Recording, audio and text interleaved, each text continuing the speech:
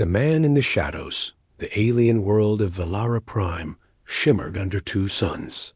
Vast crystal towers rose from the ground like frozen lightning bolts, each humming with energy. The city was alive with hovering skiffs, glowing walkways, and the constant chatter of 1,000 different species. The Galactic Council, the greatest authority in known space, held its meetings here. It was a place where empires argued, where alliances were made, and where entire worlds were condemned or saved. Humans had no seat here. Not yet. Instead, they watched, listened, waited down in the lower levels of Velara's sprawling megacity. Among rusted service tunnels and neon-lit markets, Elias Ward walked with his head low.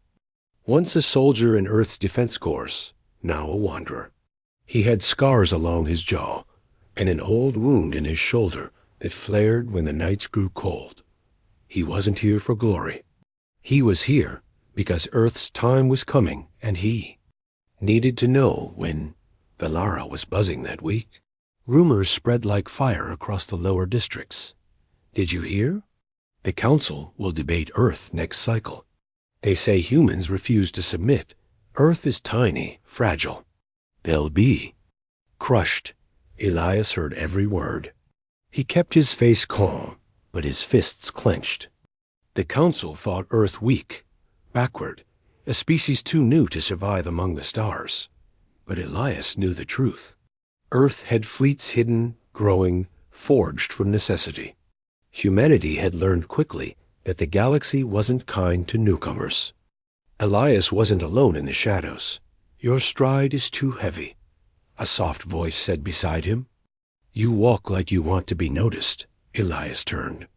The voice belonged to Lyra Kale, a Velari herself. Her species looked almost crystalline skin, translucent, glowing veins of bioluminescent blue running beneath, eyes like molten silver. She was no ordinary citizen. She had once been a council aide until her family was disgraced for questioning official decrees.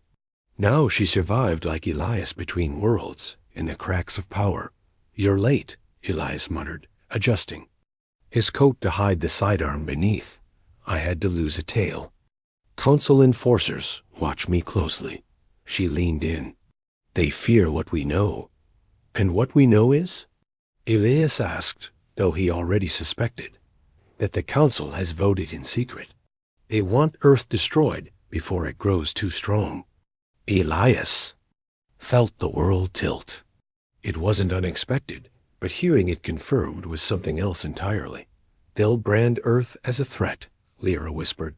They'll claim you humans are unstable, dangerous, unfit for Council membership.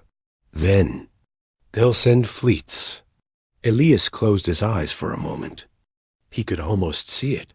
Earth cities burning, orbital defenses shattered, millions dead before the truth even spread. But Lyra wasn't finished. There's more. They underestimate you. They don't know the scale of your fleet. Elias gave a grim smile. Then it's time they learned. Above them, in the highest tower of the city, the council chamber was preparing for its next great debate. 1,000 alien banners hung in the sky, glowing with ancient authority.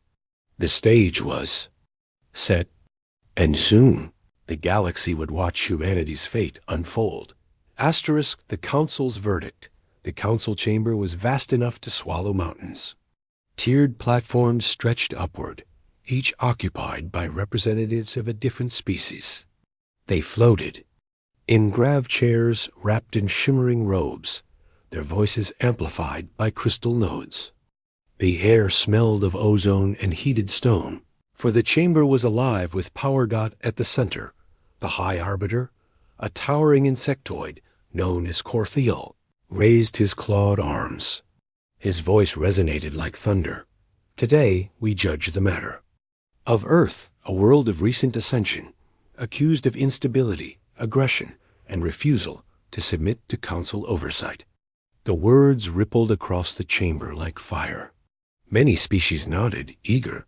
Humanity was small, unaligned, vulnerable. To them, it was better to strike now, before humans became Troublesome dot from the lower gallery, Elias watched with Lyra.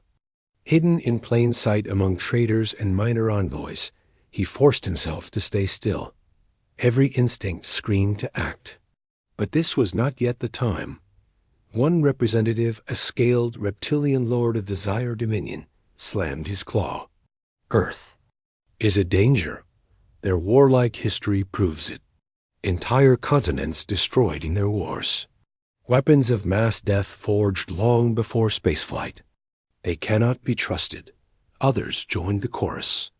A slug-like being hissed about human barbarism. A winged delegate spoke of Earth's reckless expansion. Only a handful voiced hesitation. A soft-voiced Ithari asked if it was wise to provoke a species still untested. She was drowned out by jeers. Finally, Corthel lifted his claws again. The council votes. All in favor of neutralizing Earth, raise your seals. Glowing crystals lifted in the air, hundreds of them. The chamber glowed like a dying sun. Elias's heart hammered in his chest. Humanity had just been condemned. But then something unexpected happened. The chamber doors boomed open. A small group of envoys entered. They were human. Not many, just 3. Wearing dark uniforms with the crust of Earth embroidered in silver. They walked with quiet dignity, heads high despite the stares. Gasps filled the chamber. Humanity had no right to appear here. And yet, here they stood. The lead envoy, a woman with sharp eyes and iron-gray hair, spoke clearly. I am Ambassador Helena Drake, of Earth, and I hear my people are on trial for crimes we have not committed. The chamber erupted. Shouts, outrage, shock. Elias nearly smiled. Trust Drake to crash the council's stage at the perfect moment. Corthel's mandibles clicked in anger. You are not recognized. You are not welcome in this chamber. Drake's reply was calm, but her words cut like a blade. Perhaps. But if you judge humanity, you'll at least look us in the eye while you pass sentence. The silence that followed was heavy, charged. For the first time, doubt flickered across the faces of some council members. And for Elias, hidden in the gallery, one thing was clear. The galaxy was about to learn that humans would not kneel. Asterisk. The warning. The council chamber trembled with voices. Hundreds of alien envoys shouted in rage or disbelief at the sight of the human ambassador, standing where no human had the right to stand. Translators whirred, tones overlapped, and the great crystals above pulsed with chaotic energy. Elias, still, hidden among the gallery crowd, leaned forward on the railing. He couldn't look away. Lyra beside him whispered, her crystalline skin glowing faintly. She's brave. Or insane. The council does not forgive interruptions. Elias gave a tight grin. She's human. That means she's both. At the center, Ambassador Helena Drake stood unmoving, her gray hair tied back in a strict braid, her uniform plain compared to the ornate robes of the alien dignitaries. She was not young. Her face was lined, her voice measured. But her eyes, they burned, and she let the silence grow until even the loudest envoys quieted. Then she spoke. You condemn us for our past, Drake said. Her words rang across the chamber, amplified by the council's own nodes. You call us violent, unstable? You're not wrong. We have fought. We have killed. Our history is scarred by war and blood. Entire cities leveled by fire. Whole generations lost to greed and fear. We know our sins better than anyone in this chamber. Murmurs rippled through the tiers. The Zyre Dominion representatives sneered. Then you admit it. Earth is unfit. Drake turned her gaze on him. Unfit? Because we have known war? Tell me, Zyre, has your dominion never spilled blood? The reptilian stiffened, hissing. Asterisk. Drake let her words grow sharper. You accuse us of destruction, yet every one of your empires has done the same. Wars of conquest, enslavement, purges. You pretend your hands are clean because your sins are old.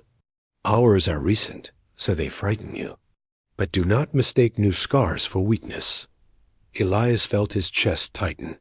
He'd heard speeches before, officers trying to rally troops, politicians trying to sway votes. But this was different. Drake wasn't asking for approval. She was reminding the galaxy of something they had forgotten. Drake took a step closer to the council dais. Her voice softened, but carried more weight. Double quotes. Yes, we fought, but we rebuilt. We tore down our own walls. We learned to stand together. After fire, we planted fields. After famine, we shared grain. After war, we swore, never again. That is what you do not understand about humans. Asterisk, she paused, letting the silence sharpen around her. We endure. The Ithari delegate, fragile, translucent, insect-like, shifted uneasily. Endurance is not enough. You expand too quickly. You risk instability across the sectors. Drake nodded. We expand because we must. Earth was dying. We were running out of time, out of space. So we reached for the stars. We adapted. That is what we do. We take the worst of circumstances and turn them into survival. Sometimes, into greatness. Asterisk, Lyra leaned closer to Elias. She speaks, as if she's holding a blade behind her back. Elias didn't answer. His eyes were locked on Drake. The council arbiter, Corthil, clicked his mandibles, his booming voice rising. You speak boldly for a species that has no place here. You say you endure, yet you have no fleet strong enough to defend against ours. No armies vast enough to hold against the council. We could erase Earth in a single cycle. Drake's lips curved into the faintest smile. Erase us? You could try, but you will not like what you awaken. A shockwave of murmurs exploded across the chamber. Some envoys scoffed. Others leaned forward, suddenly attentive. Desire dominion. Delegate spat. Empty threats from a primitive world. Drake did not flinch. Her voice was calm. You see Earth as a backwater, a child fumbling in the dark. But we are not so blind as you think. You do not know what we have built. What? We have prepared, because we chose not to show you. We know how you see newcomers, as prey, and so we built in silence. Elias felt the hair on his arms rise. He'd heard rumors of the fleet, of course. Everyone had. But the way Drake said it, the certainty, sent a chill through him. Drake's voice hardened. If you attack Earth, you will not face a frightened child. You will face something older, deeper. A will to survive so fierce it has outlasted every disaster we brought on ourselves. We will fight, and if you force our hand, we will break you. The chamber was frozen. Not even the crystals above flickered. For one breathless moment, even the most arrogant envoys held their silence. Then Corthil's mandibles cracked. Together like stone. Enough!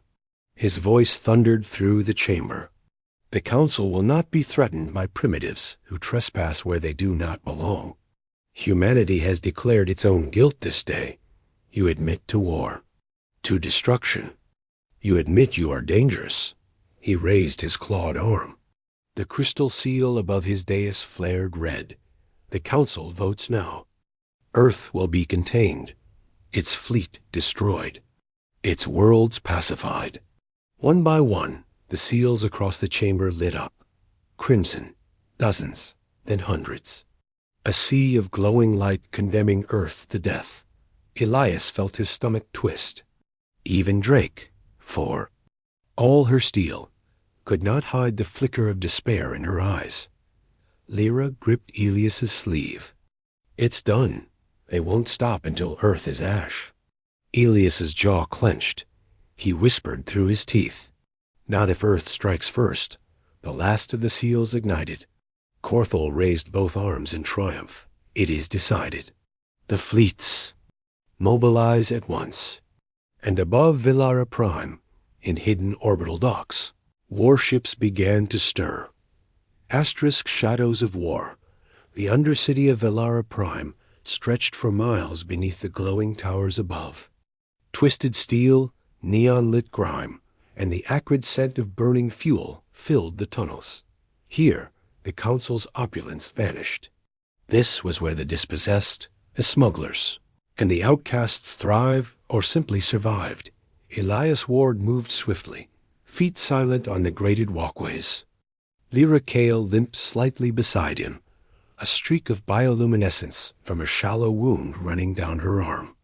The Council's enforcers had caught wind of their presence. Already they had hunters in the lower tunnels, and the signal for capture ore. Worse was echoing through every hidden node of the city. "We need to get this data to Earth," Elias said, his voice low. He held a small rectangular device in one hand, its edges glowing faintly with encryption. "It contains the Council's fleet mobilization schedule, everything. If the fleets launch without interference, Earth won't have a chance." Lyra glanced around, eyes reflecting the flickering neon. "And what then? If we get caught, do you think the Council will simply imprison us? Or eliminate us entirely?" Elias didn't answer immediately. Instead, he pulled her behind a stack of shipping crates as the sound of hover skiffs hummed above. A patrol passed, armored figures scanning with multispectral sensors. One paused, sensing something. Elias held his breath, muscles taut. The patrol moved on, but the tension lingered like smoke. "They'll be back," Lyra said quietly, her voice trembling slightly. "And next time, they won't be looking to capture. They'll want death." Elias nodded. "Then we make sure they never get the chance." They moved again, faster this time, weaving through narrow alleys and abandoned factories. The Undercity was a maze, a labyrinth of tunnels, some built centuries ago, others carved hastily during recent expansions. The Council had never fully mapped it. They assumed no one of consequence would hide here. They had underestimated the humans. Elias led Lyra to a half-collapsed cargo terminal, one of the few places still connected to suborbital transmitters. Here they could send a signal far beyond Velara Prime to the hidden Earth fleet lying in. "Wait near the system's outer boundary." "Almost there," Elias whispered. He tapped the device, and holographic schematics of Council ships flickered in the air between them. Lines of attack vectors, fleet formations, orbital coordinates, all carefully encrypted. Lyra's eyes widened as she studied the data. This is more than I imagined," she murmured. "Your people have prepared for a war on a scale even the Council wouldn't think possible." Elias didn't respond. He had no time. Behind them, distant alarms began to wail.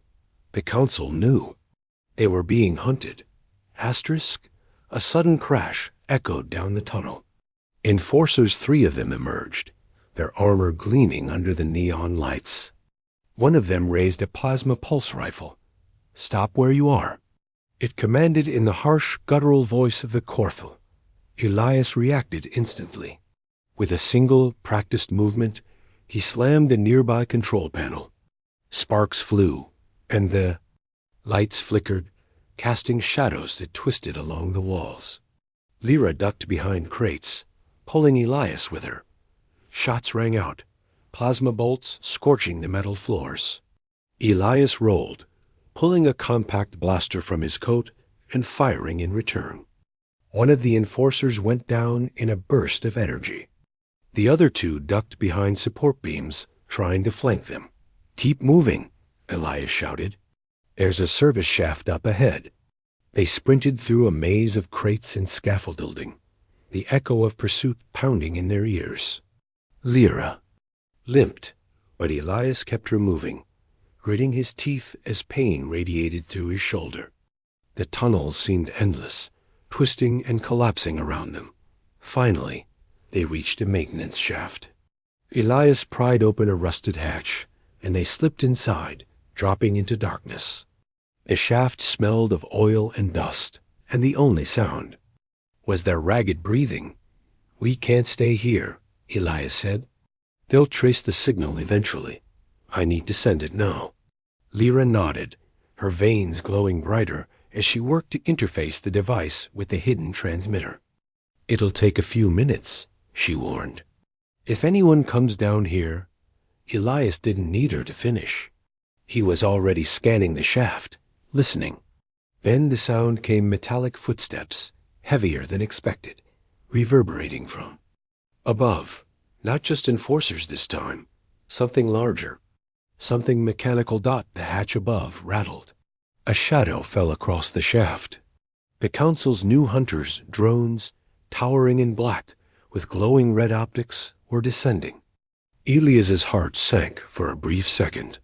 He had faced many enemies, but this was different. This was relentless. Almost there. Lyra shouted, finishing the last sequence of the transmission. The holographic map projected outward, signal locked, sending encrypted coordinates to Earth's fleet. Elias raised his blaster. "Then we hold them off." The drones reached the bottom, scanning.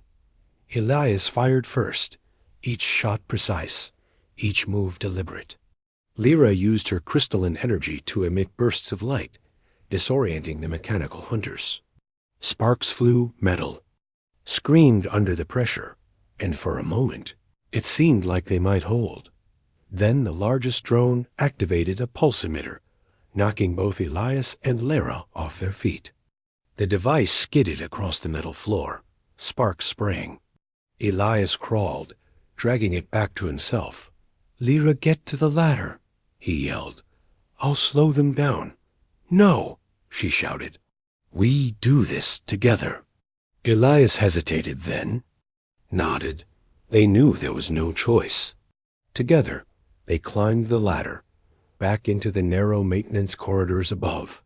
The drones fired, plasma slicing into walls, but the humans moved like shadows. Each corridor became a gauntlet, each turn a gamble with death. Finally, they burst into a hidden transit platform, a single rusted shuttle waiting.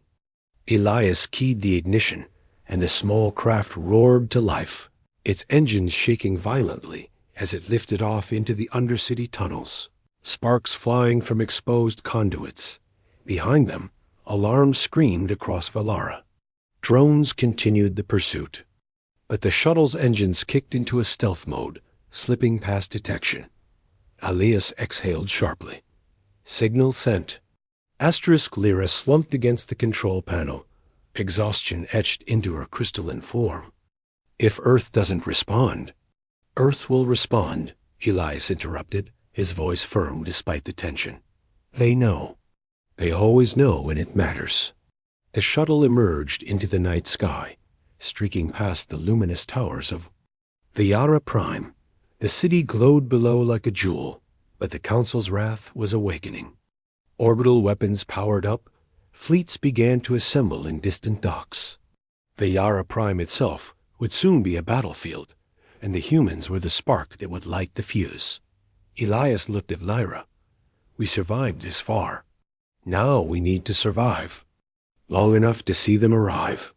She nodded, silent but resolute. She had chosen to trust a human, and for the first time in years, she believed in a force more powerful than any council edict. The will to survive and fight for what is right. And above them, hidden in orbit, Earth's fleet detected the signal. And it moved.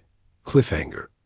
Elias and Lyra survive the Council's hunt in Valara's Undercity and send the critical signal to Earth's hidden fleet.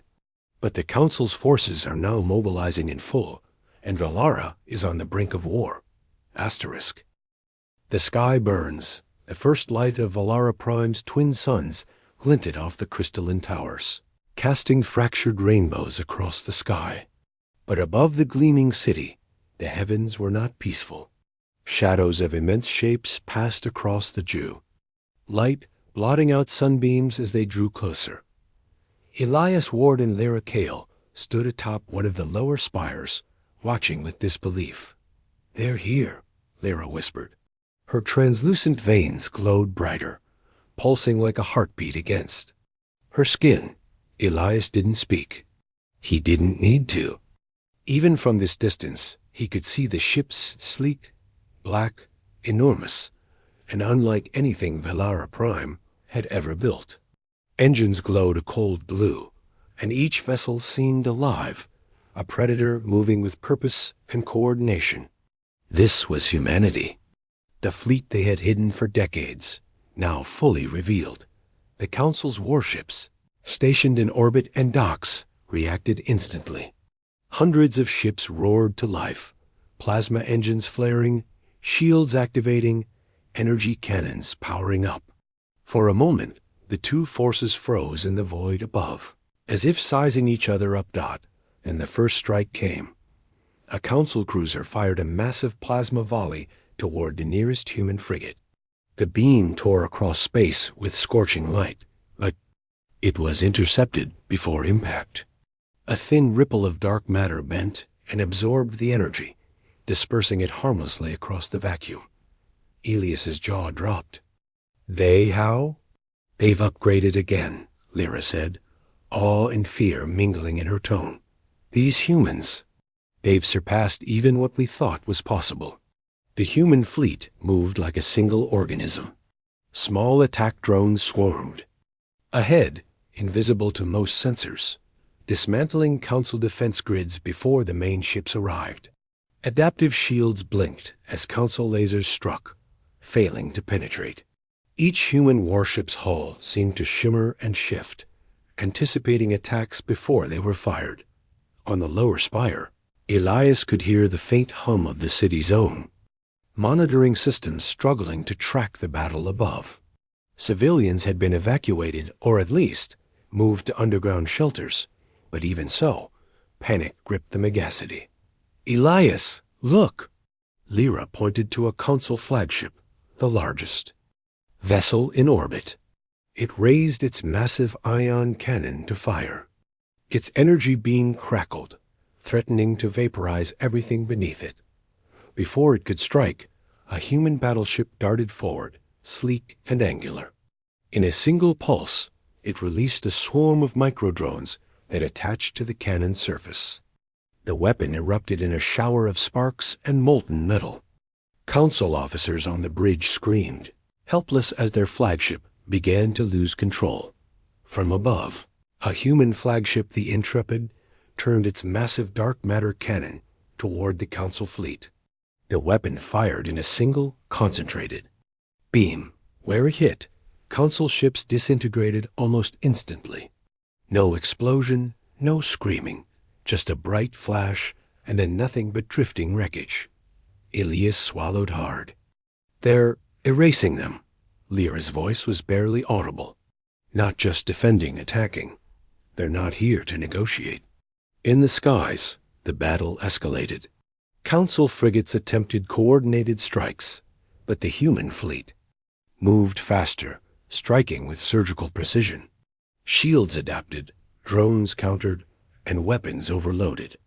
Entire wings of Council ships vanished before reinforcements could arrive. On the city below, citizens watched from hidden balconies and streets, awestruck and terrified. Many had never believed humanity capable of such power. Those who had underestimated. Earth now understood the consequences of such arrogance. Elias felt a hand on his shoulder. Lyra looked at him, eyes wide. Do you see what I mean? The Council, they truly underestimated your species. Elias said nothing. His mind raced.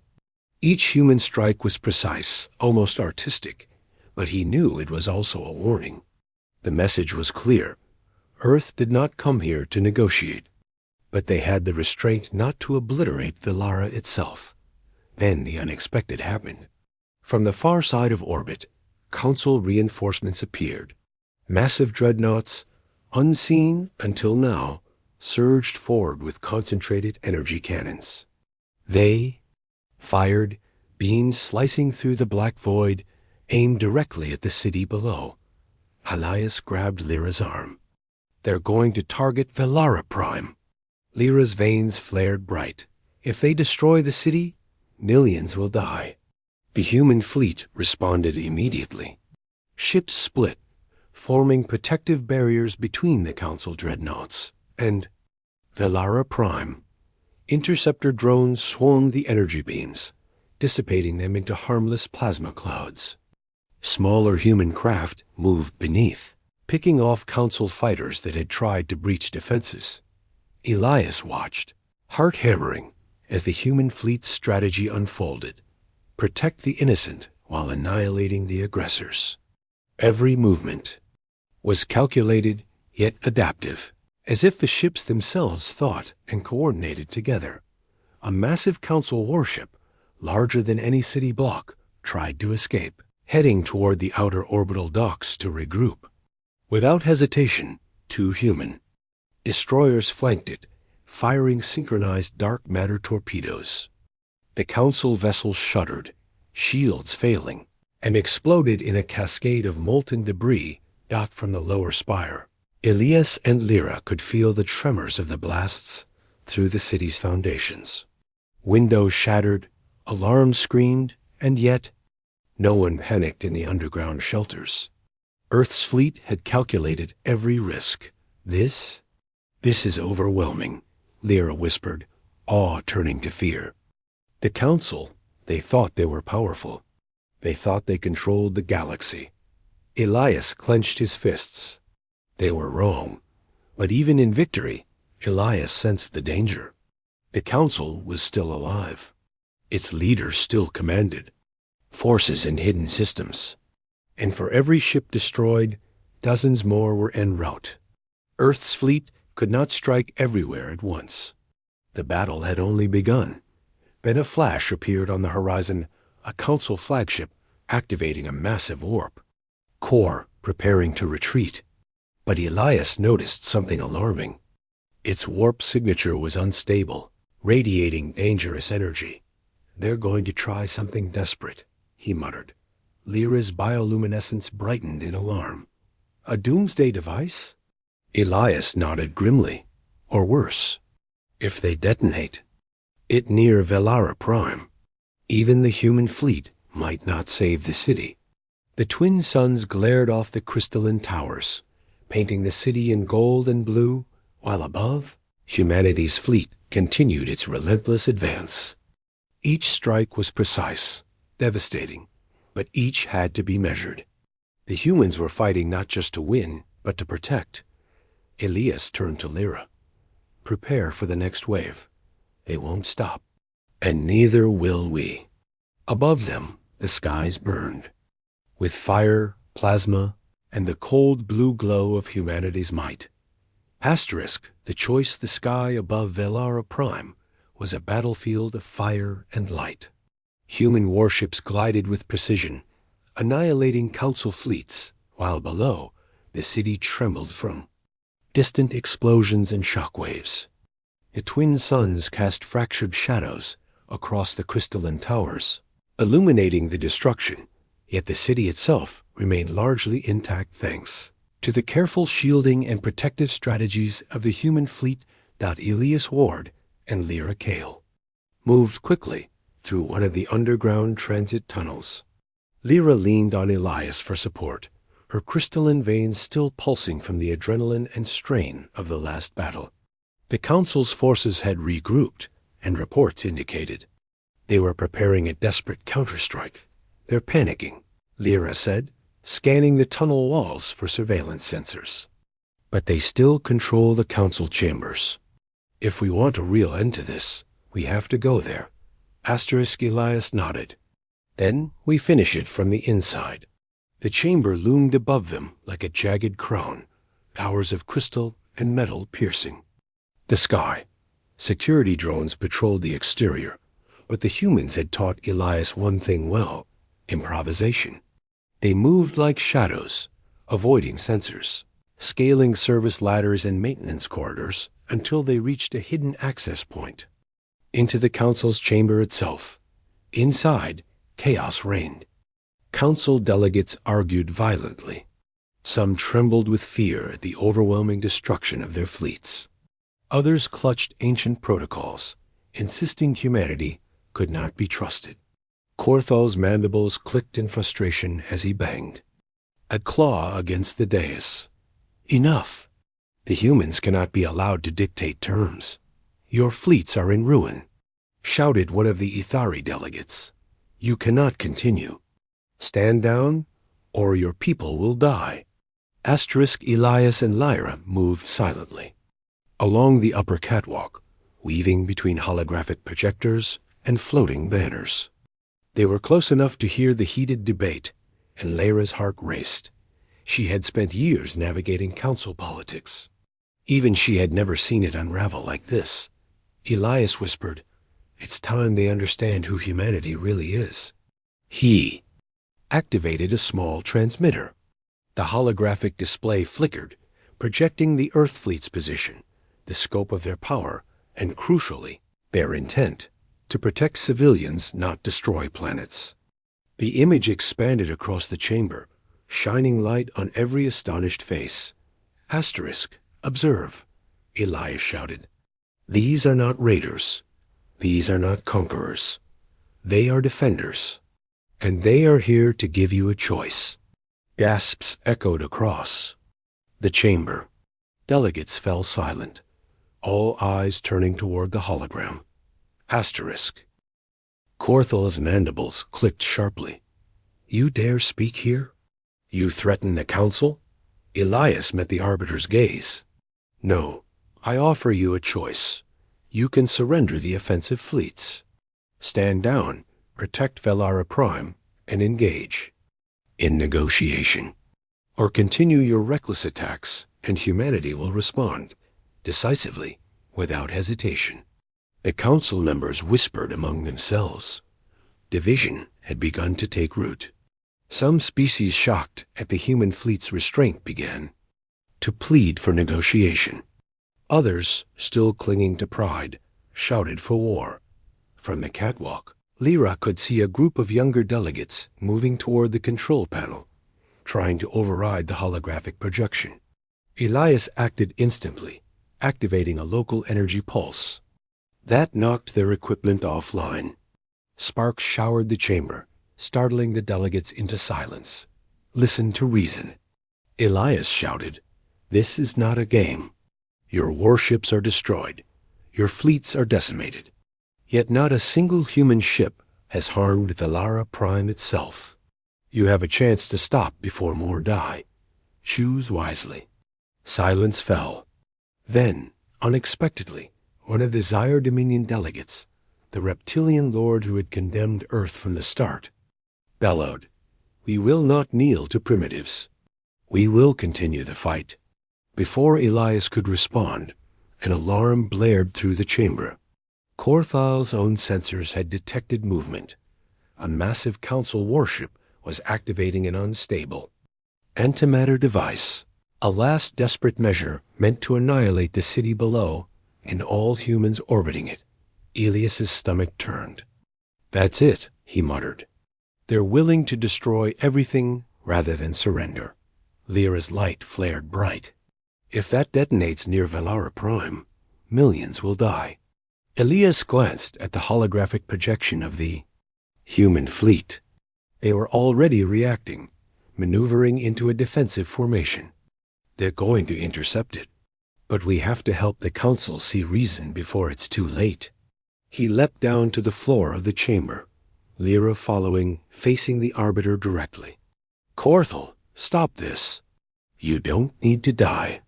To prove anything, the humans have shown restraint. They protect life. Join them in preserving your world. The arbiter clicked his mandibles violently. You overstep. You cannot command the council. Elias stepped closer, unwavering. I'm not commanding. I'm warning. The moment that antimatter detonates, it won't matter who commands or who sits on the dais. Your choices are limited. Now, stop the device or be complicit in the destruction of Velara Prime itself. There was a pause. Corthal's eyes narrowed as he processed the situation. Delegates murmured anxiously, glancing toward the chamber's outer displays showing the human fleet's precision movements. Do you truly believe your species can impose will across the galaxy? Corthul demanded. Elias's reply was simple. No, I believe our species can survive anything, and we will not allow anyone to destroy what we protect, whether ally or enemy. That is humanity's strength. Finally, Corthul paused, mandibles clicking slowly. The internal debate raged. Some delegates whispered to him, fear in their voices. Others still demanded war. The moment was tense, fragile, like the edge of a blade. Then the antimatter device began to hum louder. A warning pulse spread through the chamber's sensors. Time was running out. Decide now, Elias shouted. Stand down or risk total annihilation. The arbiter finally raised both claws, trembling, mandibles clicking. With a heavy, reluctant motion, he signaled the Council command center. Energy readings on the antimatter device began to drop. The warship's engines glowed faintly as it disengaged the activation sequence. Lyra exhaled. They stopped it. Elias nodded, exhaustion flooding him. For now, he turned to the delegates. This is your chance to choose life over pride. Follow humanity's lead. Protect your worlds. Preserve your people, or this will not be the last warning you receive. Silence reigned. Then, slowly, several species stood, raising claws, talons, and hands in acknowledgement. Humanity's restraint and decisiveness had shifted the balance. Outside, the human fleet had successfully intercepted the antimatter wave, neutralizing it entirely.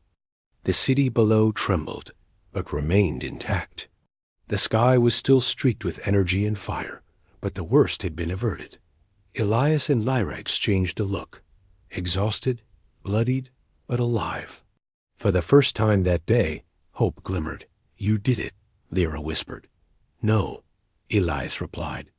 We all did it. Humanity showed the galaxy what it truly means to fight and to protect. Above Villara Prime, human warships hovered in a silent formation, engines glowing, waiting for further orders.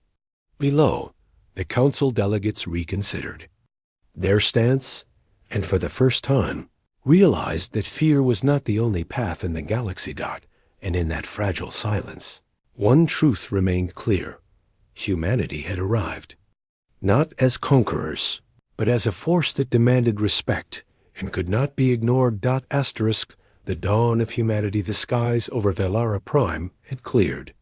Smoke still rose from distant orbital docks, and shards of shattered Council ships drifted lazily in the lower atmosphere, reflecting sunlight like broken stars. Yet amidst the wreckage, a new order had begun to take shape. Elias Ward stood atop the highest remaining spire of the city, Lyra Kale beside him, their silhouettes outlined against the twin suns. The human fleet hovered in a protective formation. Above, engines glowing faintly, their shadows stretching across the crystalline towers. It's quiet, Lyra whispered, her voice trembling, though not from fear. Almost peaceful. Elias nodded, scanning the horizon. The Council is fractured. Some factions want to fight on. Others, they see reason. Earth has made its point. Inside the Council chambers, delegates were still arguing, but the tone had shifted. Fear was gone, replaced by awe and in some begrudging respect. Corthul, the High Arbiter, sat at the center of the dais, his mandibles clicking softly. He studied the projections of Earth's fleet, their coordinated movements, the restraint they had shown, and finally he spoke. Humanity has acted with both power and restraint. Where we expected destruction, we found protection. Where we expected aggression, we found compassion. Perhaps we underestimated them.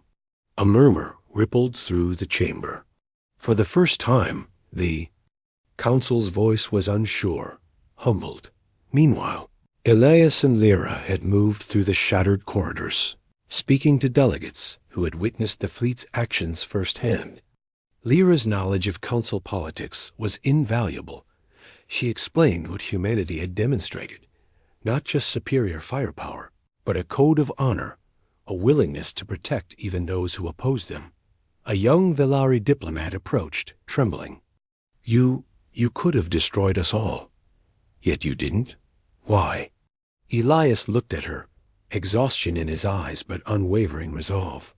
Because survival isn't just about strength. It's about knowing what's worth protecting. You had a choice. So did we. Humanity doesn't strike indiscriminately. We fight to survive and to save those who can be saved. Lyra glanced at him, eyes shining. Even after everything, they'll see it. Asterisk from orbit, Admiral Rowan of the human fleet contacted the Council via secure channel. Her voice was calm, resolute, carrying the weight of authority without arrogance. Arbiter Corthel, she said, the fleets that remain under your control are capable of destruction. But humanity does not seek conquest here. We offer a path forward. Stand down, accept dialogue, and we will protect Valara Prime. Resist, and the consequences will be decisive. The council chamber fell silent. The Arbiter's mandibles clicked slowly as he considered the offer. The Ithari delegate, once cautious and fearful, spoke softly. Perhaps there is wisdom in restraint. Corthel finally raised his claws in a slow, deliberate motion. Very well, we will stand down. Humanity's actions today have proven the strength not just of their arms, but of their hearts. Elias exhaled, finally allowing himself a moment of relief. Around him, council members began to nod, some hesitantly, some with conviction. Outside, the human fleet began its withdrawal from orbital positions, still maintaining a defensive perimeter. Civilians emerged from shelters, staring at the sky, in awe at the ships that had saved their city. Children pointed, parents whispered, and for the first time in generations, Valara Prime's people understood the power of choice, protection, and trust. Asterisk Lyra turned to Elias, her crystalline skin dimming to a calm glow. You've changed everything, she said, not just for Earth, but for the galaxy. Elias shook his head. We've shown them what humanity can do, but change, that comes slowly. We've opened a door. They still have to walk through it themselves. As they spoke, a council envoy approached, extending a delicate crystalline tablet. High Arbiter Corthel wishes to convey an offer. Humanity shall have a seat at the Galactic Council, not as a conquered species, not as a vassal, but as equals. Elias's lips curved into a tired, victorious smile. Then we'll take it, and we'll show them what it truly means to be human. From the observation deck, Lyra looked down at the city. Buildings shimmered in the fading sunlight, reflecting both the scars of battle and the resilience of those who remained. Humanity had arrived, not as conquerors, but as protectors, demonstrating that true strength was measured not by the ability to destroy, but by the will to safeguard. Elias placed a hand on the console, eyes on the horizon. This is only the beginning, he murmured. Lyra smiled faintly. Then we'll face it together. And so, the galaxy witnessed the dawn of humanity, not in fire and conquest, but in courage, compassion, and ingenuity. Valara Prime had survived, asterisk. The Council had been humbled, and humanity had claimed its rightful place among the stars dot above. The twin suns set over the horizon, casting the city in warm gold and deep violet, while the human fleet disappeared into the distance, leaving a galaxy that would never again underestimate Earth. And in the quiet that followed, a single truth resounded across every system, every world, every corner of space. Humanity had arrived, and the galaxy would never be the same. Asterisk.